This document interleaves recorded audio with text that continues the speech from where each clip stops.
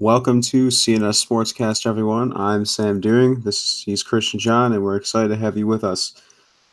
So we're going to break down the NFL draft. A lot of teams come to mind for me when people who have a good draft. But two really stood out to me. The first one is the Washington Redskins. The fact that Dwayne Haskins managed to fall out of the top 10 really surprised me. Just because, poor front office from David Gettleman, but we'll get to that in a moment.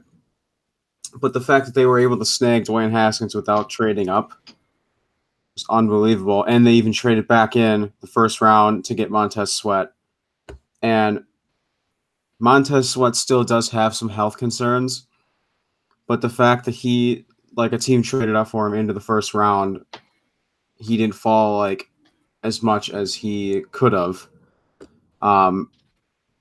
That I think that's unbelievable too. And I don't necessarily think it's a reach, but I'm surprised he went as early as he did, is Bryce Love, the fourth round. I honestly expected him to be a 6th to 7th round pick. And the reports today that he's going to be cleared by mid-August to take full reps. And that backfield, you got Darius Geis coming off of an ACL injury, missing his rookie year. And now you have Bryce Love in that backfield. And I think that could be a very dangerous backfield in the NFC. How about you? Don't snub Adrian Peterson in that backfield either. True, yeah. That whole backfield is going to be scary. But my first draft that I really liked was the Dallas Cowboys. They didn't have a lot of picks, and they obviously traded their first rounder to Oakland for Amari Cooper, who helped quite a bit. Their first pick was Tristan Hill, the defensive tackle from UCF, who is extremely athletic, and I loved that pick. I loved the value at 26 to get a athletic freak like him. And then they also added Connor McGovern, the guard out of Penn State, in the third round, which, again, they just keep adding to that offensive line, which has been strong for years now. And that's how they do it, is they just keep adding depth upon depth, and then those guys grow and can take starting roles. And then finally, the last part of this draft that I really liked was Tony Pollard, the running back out of Memphis. I think he could be a special return man in the NFL. And people were saying that he played a little bit of slot receiver at Memphis as well as running back. So it just gives you versatility and a dual threat player on your offense that you can do a bunch of stuff with, and you can give teams different looks. And that's always very nice to have. Yeah, I definitely agree. And my second team is the reigning Super Bowl champions, the New England Patriots. They're just building off of what they left off with. They lost Chris Hogan. They drafted N'Keal Harry, who's one of my favorite receivers in this draft. And what I think is interesting is 8 of their 10 draft picks they traded up or down for. So they traded into the second round higher to draft Juwan Williams. And if you watch his film, his versatility, his skill, and his size definitely reminds you of Tremaine Johnson, the way he plays. And Chase Winovich, and I think Chase Winovich is a Clay Matthews 2.0, not just because of the looks, but he definitely, he put up more stats than Rashawn Gary, which is kind of surprising, but Rashawn Gary was also double and triple teamed for half of the games that he played. But Chase Winovich, I think he could surprise a lot of people on that team. And especially even Damian Harris, like the way that the Patriots utilize their running backs is unbelievable. What about you? I really like the Chase Winovich pick, by the way. I honestly thought he could have went in the first round. So to grab him in the third was phenomenal. But my other team is Jacksonville. We got Josh Allen at 7, which was tremendous. He was a top 3 pick in a lot of people's eyes, so to grab him at 7 and just add on to that defense was nice. And then they also traded up in the second round to grab Juwan Taylor, who there was some health concerns with him, but I thought he was the best tackle in the draft. So if your medical staff was okay with it, I think it was a great pick. And they needed the offensive line help. And then finally, they grabbed Josh Oliver, the tight end out of San Jose State, in the 3rd round. And tight end was their biggest need in my eyes going into the draft. So they added a 6'5", 250-pound tight end who has good hands, and they addressed that need. So I thought that was a fantastic draft. They got really good value from their first 3 picks, and they all address needs. Yeah, I definitely agree. I was shocked that they got Juwan Taylor as early as he would have went, or could have dropped even farther. So they basically got 2 top 10 picks in that for days 1 and 2. And so how about you? We'll let you start with this one. Who had a bad draft? I thought the Arizona Cardinals had a bad draft, and here's why. They, with the first overall pick, they took Kyler Murray, which we all knew was going to happen. But my problem with it wasn't a need going into the draft, because you just traded up to get Josh Rosen. And Josh Rosen didn't play great, but that was because every time he dropped back to throw, he was getting hit. And that's the second reason I thought they had a really bad draft, was they waited until round 6 to address the offensive line. And that's just not, if you are going to take a quarterback first overall, you better get him some offensive line help, especially with how small Kyler Murray is. Yeah, definitely agree. And I think they built their offensive pieces, which is a good thing. But the fact that they only drafted 1 offensive lineman when they had plenty of picks to do so is definitely concerning. My one team is the Detroit Lions. Yes, they drafted T.J. Hawkinson in the top 10. But in addition, they also drafted Isaac Nuada in the 7th round. So they now have 4 tight ends. And yeah, you need at least 2 or 3 to utilize it. But the last team to draft a tight end in the top 10, believe it or not, was Eric Ebron to the Detroit Lions, and look how that worked out. And I will say that I think Hawkinson's going to have a much better career than Ebron. But TJ Hawkinson, in my opinion, was their only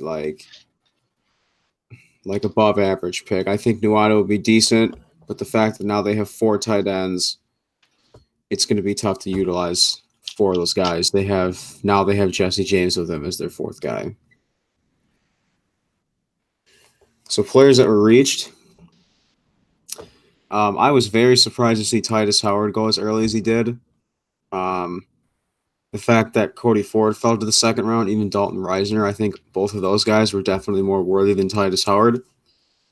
And now they traded a lot for him, and I think it could be worth it, because I think he's a raw lineman, and I think he could develop into something special. But if you're picking, he went to a poor conference at Alabama State, and you're picking him over Cody Ford and Dalton Reisner, who have proved a lot more to be 1st-round worthy than Titus Howard. I definitely projected him to be a day 2 pick, not traded up for in the mid to late 1st round. Yeah, I was definitely surprised to see a guy from Alabama State get drafted in the 1st round. I would believe that's the first time. He would be the first round pick from Alabama State. So that's cool for that program. TJ Hawkinson's a guy who everybody loved, and I get it. He was undoubtedly the best tight end in the draft, but to take a tight end at 8 is just, the return on investment's not great for early tight ends. And like you said, Ebron was the last one to go in the top 10, and Ebron had a really good year last year, but it wasn't for the team that drafted him. So those are a couple of red flags for me. I don't see the return on investment being there. I think they could have traded back and got him. I still think he would have been available day 2 for that at their pick, or they could have even traded up in the second round. I think like as desperate as they were for offensive linemen, I definitely think they could have traded. Or to go off your point for Hawk,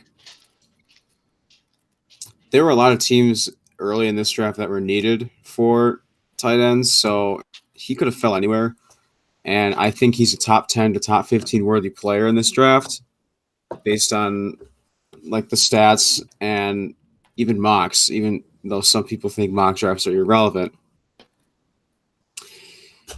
But yeah, they could have traded back, but I also think it almost seemed like a risk they were taking.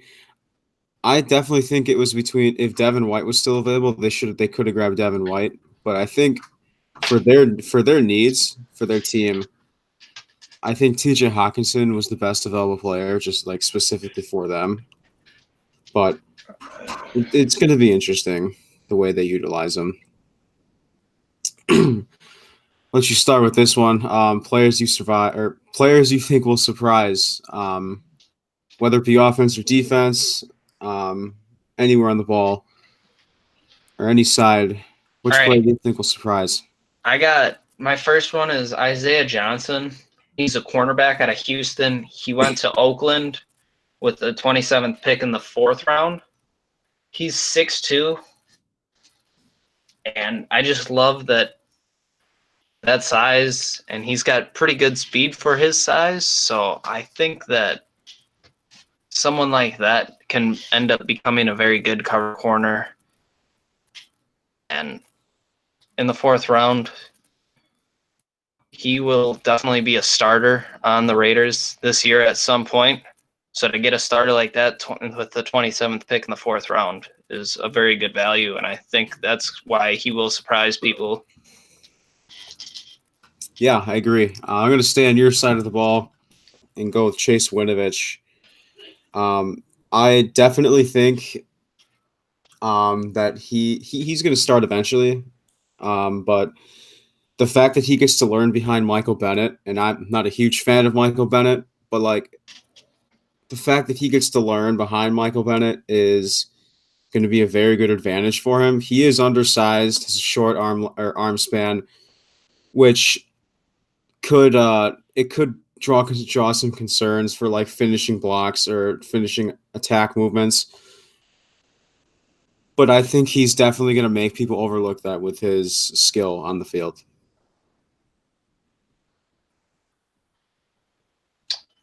Yeah, I like Winovich. Like I said, I think he could have went in the 1st round, and that wouldn't have been a bad thing. Agreed, yeah. My other player is Miles Boykin, the wide receiver out of Notre Dame, who went to Baltimore in the 3rd round, at the end of the 3rd round. He's 6'4", 220, and he had a great combine. I was surprised he fell that late in the 1st round. But Baltimore obviously needs a lot of help at the wide receiver position, so he'll probably get a lot of looks. And I think he could put up great numbers, and then not only in his rookie year, but for his career with that size and speed. Yeah, I definitely agree. It's going to be very interesting. This guy drew my attention as soon as I heard the news of Tyreek Hill before the draft. Is Mecole Hardman. He was the Chiefs' first pick in the draft in the 2nd round. He ran a 4.33 40-yard, and he's definitely like a raw kind of receiver that could be tweaked. He's undersized, but his speed definitely makes up for it. And I think he's a perfect replacement for Tyreek Hill.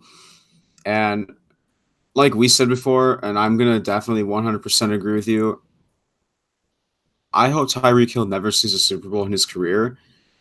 And I think the Chiefs just need to get rid of Tyreek Hill. The fact that they've kept him for this long, and like, yeah, Kareem Hunt was bad too. What Tyreek Hill did was a lot worse.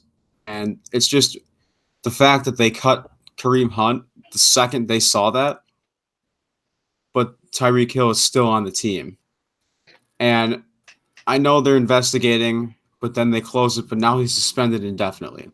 And yeah, Kareem Hunt got suspended for like 8 to 10 games. But what's really ridiculous to me is that Ray Rice, out of all these players that are doing this kind of stuff, is the only one that's getting punished. So I think the Chiefs just need to like move. I think they need to move on from Tyreek Hill like they did with Kareem Hunt. They need to get a new like besides Patrick Mahomes, obviously, when I think of the Chiefs, I don't want to think Tyreek Hill is the first guy that comes to mind besides Patrick Mahomes.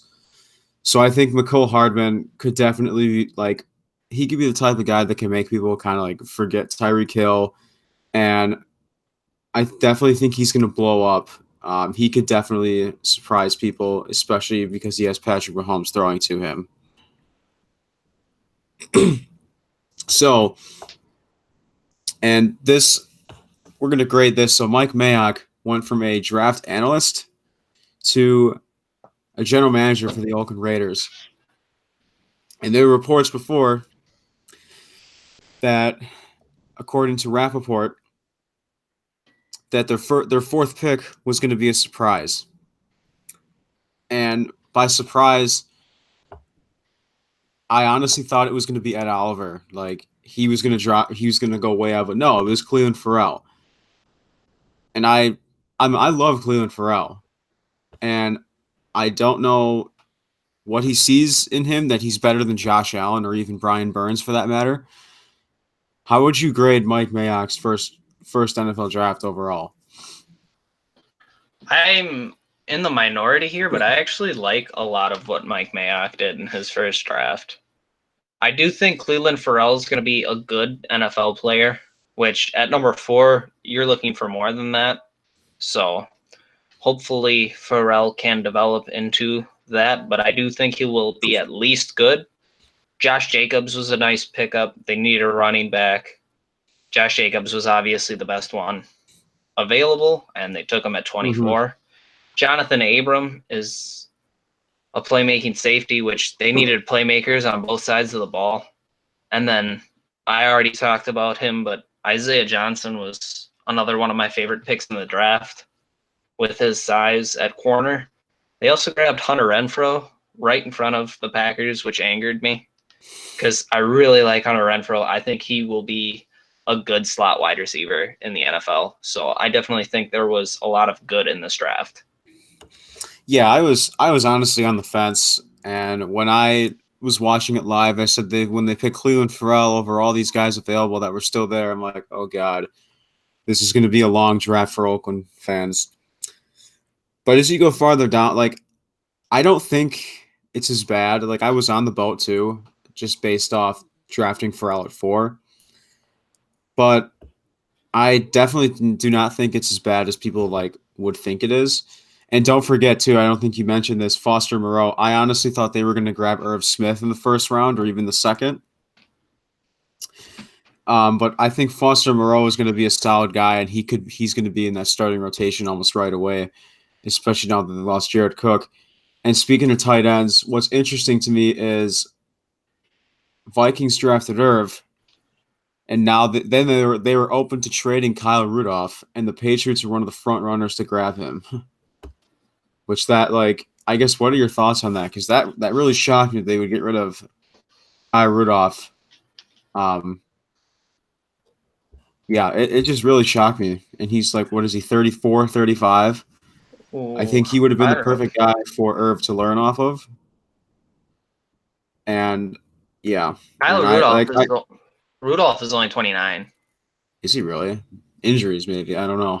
I honestly thought he was older than he was. I like Kyle Rudolph. I don't think trading I don't think trading him makes sense, at least at the moment. Irv Smith's not very big, so I just definitely think keeping a guy like Kyle Rudolph there for red zone situations. Kyle Rudolph's a good blocker. Mm-hmm. I like Kyle Rudolph quite a bit, and I would actually love to see him in New England.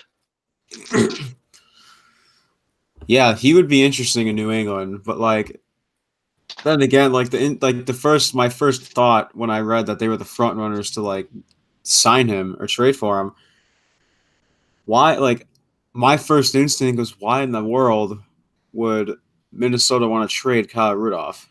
Like, because like I think if they start Irv right away, it could definitely be a hit or miss. Definitely going off like exactly what you said. He's undersized, and I think he needs Kyle Rudolph, a guy like him, to learn off of as well. So, David Gettleman, I'll let you start with this one. How would you grade his draft? Daniel Jones at 6 was not a great pick. He was my fourth rated quarterback in this draft class. And they took him at 6, and only one quarterback had gone before him. I would have rather had Haskins here. I would have taken Josh Allen here if I was the Giants, and then you trade back up for Daniel Jones. I think taking Daniel Jones at 6 was a terrible decision. But when you go down the rest of the draft, I do think they have some nice picks here. I like Dexter Lawrence at 17. He is going to be a good, solid pro. I also think the O'Shane Exims pick, is that how you say his name? X-Mines? Zimenez? Yeah, sure. If that's what it is. The edge First- rusher from first- First Old Dominion player ever to get drafted. I think that was a good pick. They got him at the end of the 3rd round, which I think was a great value for somebody like him. He could really develop. He's raw right now, but he could develop into a solid pass rusher. Julian Love has a lot of good traits at corner in the 4th round. And then Ryan Conley is one of my all-time favorite Badger linebackers. And they got him in the 5th round. That guy's always around the football, and I definitely think he's going to be a great special teams player in the NFL. So ultimately, I don't think it was a great draft, but I only say that because of who they took at 6th overall. Yeah, I would definitely say this was a mediocre draft for them. And I'm going to say this. I think David Gettleman's one of the worst GMs in the NFL right now. I think if they would have drafted an edge rusher, I think if they would have drafted Josh Allen at 6, Daniel Jones still would have been available at 17. And I definitely think you're right. Yeah. And it surprised me because there were reports saying, even Mel Kiper was saying, it's looking like they're going to go for an edge rusher. But then an hour before the draft, they say, oh, no, Daniel Jones is our guy. So, and now they're supposedly going to pull an Aaron Rodgers Favre move, and they're supposedly going to try and sit Daniel Jones for the next 3 years. So and I'm with you on there. I would rank Daniel Jones. Quite honestly, I would probably rank him maybe 4. I would put Drew Lock over him. I would put Kyler Murray over him, and I would put Dwayne Haskins over him. And the fact that Drew Lock fell to the 2nd round really surprised me. And I said this before. I said he was going to Denver, and then like Joe Flacco, I still think is a solid veteran quarterback for Drew Lock to learn off of. I don't like Kyler Murray. I'm worried about, and the fact that they drafted Kyler Murray and traded Josh Rosen to the Dolphins, and they're starting Kyler Murray right away. That worries me, and quite honestly, I don't think any of these quarterbacks are ready to start day one. And I think for the exception of Dwayne Haskins, because I know he's giving him a chance to compete for the number 1. And I think week 1 for the Redskins is going to be Case Keenum. But I definitely think that could change before midseason. So I think you're right. I do believe we'll see Dwayne Haskins this season. Yeah, definitely. And I think it's possible we could see Drew Lock as well. Just because Joe Flacco's just washed up. But I still think just his football, his knowledge, I think he's a solid quarterback for Drew Lock to learn off of. And I think for the exception of John Elway being a terrible GM, I think that Drew Lock. Um, I think Drew Lock could surprise, and I think he's going to be one of the best quarterbacks in this draft. I do love that Drew Lock. His size and the way he plays reminds me a lot of Joe Flacco. So to get to learn from a guy who a lot of people compare you to, that's going to be interesting to watch play out because Mm-hmm. I don't really know if I can ever think of a scenario where that has happened before, where somebody has been trying to learn from the guy they're compared to. So it'll be interesting to see that if Joe Flacco can make Drew Lock Joe Flacco, which I don't think is a bad thing either. Joe Flacco's won a Super Bowl. He was a Super Bowl MVP. He threw for 4,000.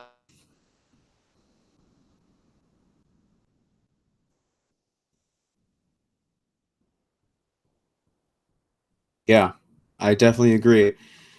So, as long as we're talking about quarterbacks still, before we get on to Josh Rosen, um, what are your thoughts on Will Grier? Because I definitely think Will Grier is going to.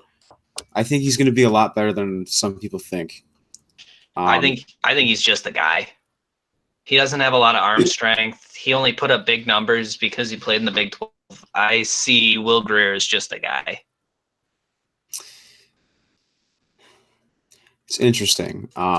It surprised me that he went to the Panthers, and I think the Panthers should have addressed it. I think they made the right decision in addressing the quarterback right away this year rather than waiting a year or two because Cam Newton is most likely missing the season, which, yeah, that is the one thing that does worry me about Will Grier, along with the others, is he's definitely a raw guy in the NFL and he's not ready to start day one. So, like, and I think they're going to give him competition. And what worries me about him is I think we're going to see him play this year, especially since Cam Newton's out. I think they're going to sign a veteran to put Will Grier into competition. Um, but it does make me nervous that we could hear his name called in the depth chart this year for Carolina. Um, so the biggest thing of day two, and quite honestly, I thought day two was a lot better than day one in regards to excitement. So there were reports, actually before day two. Um, actually, I can't remember if it was. I want to say it was right after day one or before day one. Miami did not want to give up their second round pick for this year for Josh Rosen, but they ended up giving up a 2020. I think it was a fifth rounder, and then I think the third rounder, right? No, they traded back in the second with New Orleans. So they had New Orleans second rounder, and Okay. they traded that in their fifth to Arizona for Rosen. Okay. So I really like I do agree with a lot of people saying that he had no help around him, but like he's not going to have much more help right now where he is in Miami. And I do think that he has the potential to be like a lot better than he was in Arizona, but I really don't know. Part of me really wants to say that he's not going to be as good. I don't think he's going to be I don't think he's going to be put out to like what a lot of people say he is in Miami. I think he's destined for stardom now in Miami. I really do. He he handled it like such a pro. That whole situation with the video, I think it was yesterday that he posted on social media thanking the Cardinals, basically offering to sell his house to Kyler Murray. I love the way Josh Rosen handled it. He didn't say one bad word about the Cardinals organization, about Kyler Murray. He handled it like a pro, and now he's going to get his shot again in Miami with more offensive line help.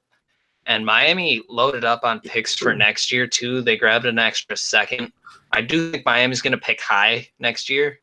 but I think now they'll be drafting and they'll build the team around Josh Rosen. I know for one thing, I am now rooting for Josh Rosen. I'm a big Josh Rosen fan after seeing how he handled this situation.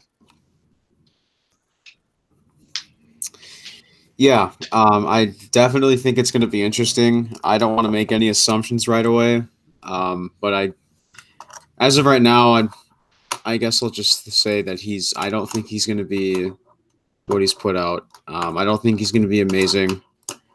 But he's their starting quarterback. He's their future quarterback. And one thing I do agree with is I think I would much rather have the Dolphins trade for Josh Rosen like they did rather than tank for Tua Tagovailoa in 2020 for the draft. So I think what they did this year for trade for Rosen was a lot smarter than drafting Tua. And I don't think, well, this is something we could talk about way down the road, but I don't think this is going to be something for the future. I don't think Tua is going to be amazing. And I don't think he's the best quarterback in the 2020 draft, even though we don't know who's entering. So before we go, these are way too early. The draft just ended yesterday. Way too early offensive rookie of the year positions. So my first one is Josh Jacobs. This was kind of tough for me, but the Raiders have a strong offensive line, and Marshawn Lynch just retired right before the draft. Josh Jacobs is going to get a lot of carries, and when I made a mock draft, it was between the Eagles and the Raiders getting Josh Jacobs. Right after the Eagles traded for Jordan Howard, I figured Josh Jacobs was definitely a given, and it was even more of a given when Marshawn Lynch retired. The only concerns that people have is that he had less carries than Damian Harris, and I think Josh Jacobs is set up for success in Oakland. And I think Damian Harris is going to be good, but I think Josh Jacobs is going to be better, just because I don't think Damian Harris is going to be amazing, but I think he'll be utilized correctly because New England knows how to utilize their running backs. But Josh Jacobs is going to get a lot of carries, and I think we could hear his name a lot in Rookie of the Year talks. What do you think? Yeah, I agree. He is going to get a ton of carries. And I think they're going to use him a lot in the pass game, too, because Jacobs can catch. That's a part of his game I don't think that gets talked about enough. But I went with Hollywood Brown, who was Baltimore's first-round pick. They had that obvious need at wide receiver, and they grabbed, in my eyes, the best one in the draft in Hollywood Brown. He is going to take the top off of defenses. He is going to run wild, I think, in that division with Pittsburgh doing whatever they're doing, and then Cincinnati's not very good. So I think those are 4 games where Hollywood will really feast.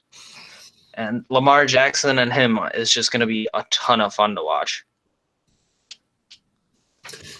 Yeah, I agree with that. I think Marquise Brown, him and Lamar are definitely going to be an interesting duo to watch.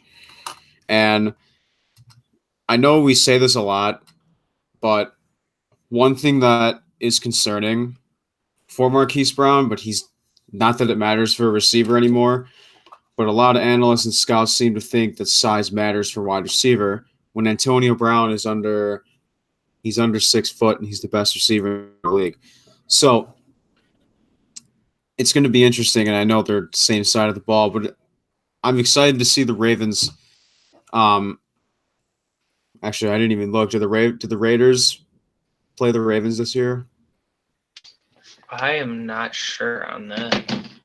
I can check right now. It would definitely be fun to watch. That would be fun to watch. Yeah. But I think Marquise Brown is definitely going to be one of the best wide receivers in the Ravens franchise history. That's my bold prediction for that.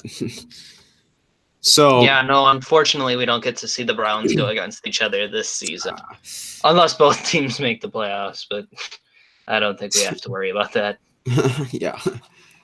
But yeah, that is my bold prediction for Marquise Brown. I think he's going to be one of the best wide receivers in Ravens franchise history.